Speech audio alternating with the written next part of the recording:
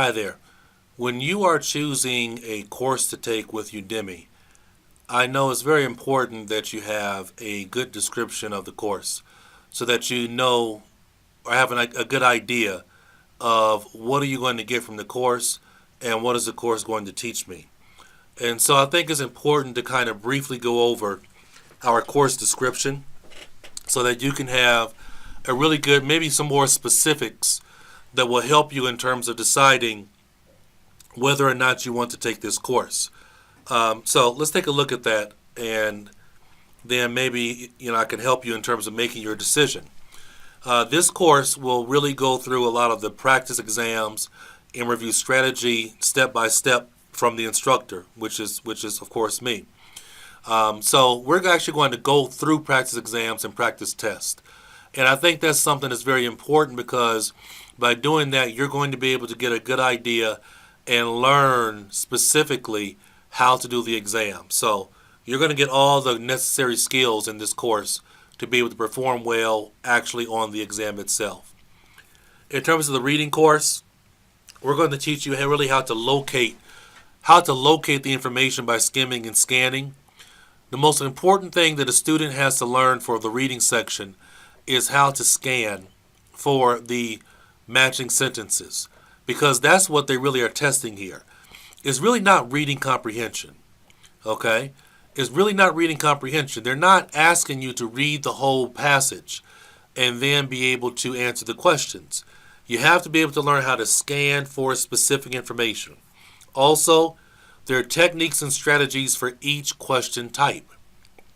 And we're going to show you how to do that, how to be able to apply the right techniques and strategies for each question type. Understanding synonyms and how synonyms relate in the reading passages is very, very important. And so we're going to go over those things for you so that you really understand how to do reading. For most students, once I teach them the proper strategy and tactics for the reading section, they get it. And then they understand. And then they can perform very well. In terms of listening, we're going to teach you how to predict your answers, how to analyze and understand when an answer is being said. That's so important for the IELTS exam in terms of listening. How do you know when they're saying the answer itself? And I'm going to teach you that. I'm going to instruct you on how to know when they're saying the answer.